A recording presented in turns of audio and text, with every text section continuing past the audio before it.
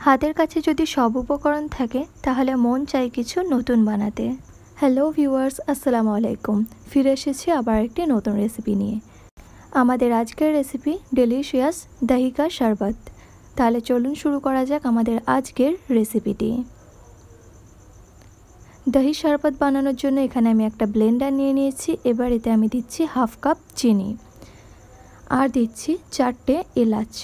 এবার এই দুটোকে পাউডার করে নিচ্ছি ভালো করে। এই যে দেখুন, এখানে আমি পাউডার করে নিয়েছি খুব ভালো করে। এবার এতে আমি দিয়ে দিচ্ছি 1 কাপ টক দই। এখানে আমি 1 কাপ টক দইয়ে হাফ কাপ চিনি দিচ্ছি, তবে এর পরিবর্তে আপনারা 1/4 কাপও চিনি দিতে পারেন। এবার দিয়ে দিচ্ছি ঠান্ডা পানি 1 কাপ, 1 টেবিল চামচ দিচ্ছি কাজু আর 1/4 চা চামচ দিচ্ছি গোলাপ পানি। গোলাপ পানিটা দিলে এখানে ফ্লেভারটা খুব সুন্দর হয়। এবার এই সব উপকরণ খুব ভালো করে ব্লেন্ড করে নিচ্ছি।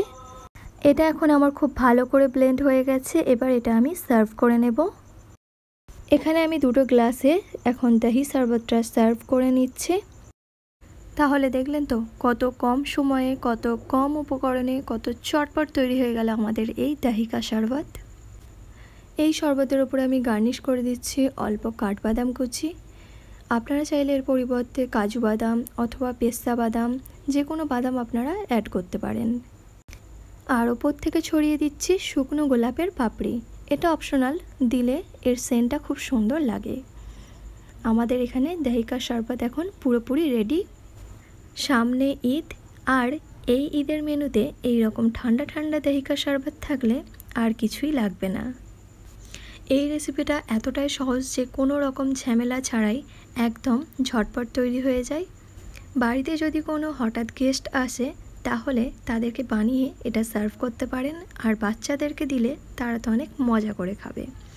আমার আজকের রেসিপিটি আপনাদের কেমন লেগেছে আমাকে কমেন্টে জানাবেন, আর ভালো লাগলে অবশ্যই একবার বানানোর অনুরোধ রইল। আজকের জন্য এতটাই। ফিরে আসবো আবার একটি নতুন রেসিপি নিয়ে। আল্লাহ হাফেজ।